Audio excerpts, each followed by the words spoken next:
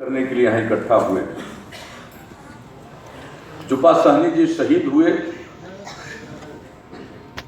कम उम्र से ही वे आज़ादी की लड़ाई की तरफ आकृष्ट हुए। उनमें एक आत्मसम्मान का भाव था और अगर मजदूरी भी कर रहे थे युवावस्था में तो अंग्रेजों के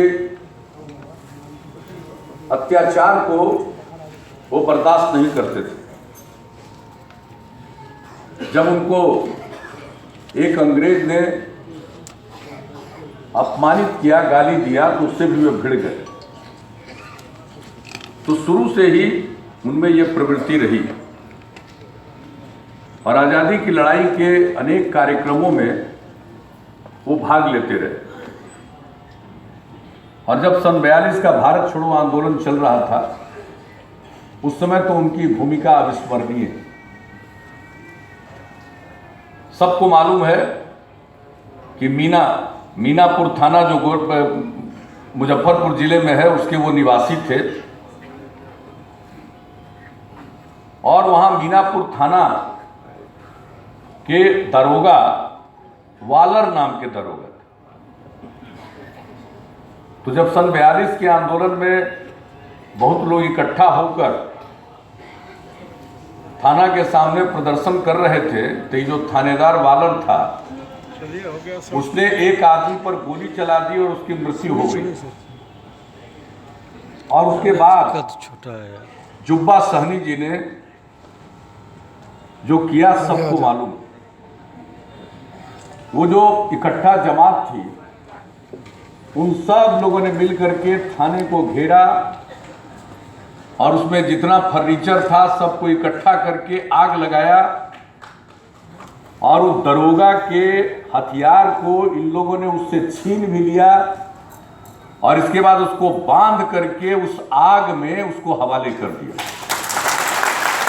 ये कांड मीनापुर थाना में और जुब्बा सहनी जी के नेतृत्व में हुआ। और जो गोली लगी बांगर सहनी जी को वो तो शहीद हो गए। और इसके बाद तो अंग्रेजों का जुल्म और अत्याचार, जो भी बड़ी संख्या में पुलिस की तैनाती, उसका तो बहुत विरोध हुआ। जगह जगह रास्ता तक को लोगों ने अवरुद्ध किया, काट दिया, सब हुआ। लेकिन जब वहाँ अंग्रेजों की पुलिस पहुंची तो उसने बहुत अत्याचार किया और केस हुआ और उसमें अनेक लोग गिरफ्तार भी हुए और फिर उन पर मुकदमा चला, चूंकि थाने में आग लगाया था और एक थानेदार को उसमें जला दिया था। तो बहुत लोगों को बहुत लोगों का नाम उसमें दे दिया गया था और गिरफ्तार हुए। और जुब्बा सहनी जी तो उस समय तक नहीं गिरफ्तार हो पाए थे।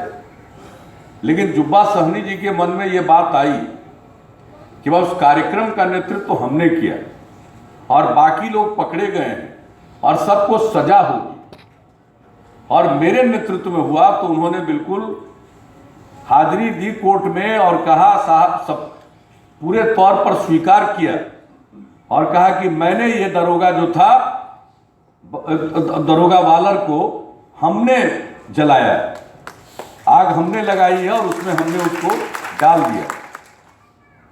तो देखिए जुब्बा सहनी में इतना जो दमखम था, लेकिन विचार से वो किस प्रकार से गांधीवादी थे। जो किया उसको कोर्ट में जाकर स्वीकार कर लिया। तो गांधी जी तो यही कहा करते थे कि कोई गलत कानून है उसका उल्लंघन करो और उसमें अगर सजा होती है तो उसको झेलो। और सत्य का आग्रह उनका रहा। तो जो सच्ची बात थी उसको कबूल किया और फांसी की सजा हुई और फांसी के फंदे पर चढ़ा दिए गए। और आज ही का दिन उनके शहादत का दिन है 11 मार्च, इसलिए हम सब लोग इकट्ठा हुए। तो ऐसे शहीद और कितने लोगों की भूमिका है। ये जो शहीद हुए, फांसी की सजा उनको हुई और 1942 का जो आंदोलन हुआ जिसका हमने जिक्र किया, उसके पहले भी पुलिस ने उनके साथ बहुत बदसलूकी की और उनके ऊपर अत्याचार हुआ था, बहुत सारी बातें हुई थी और ये पूरा विरोध करते थे।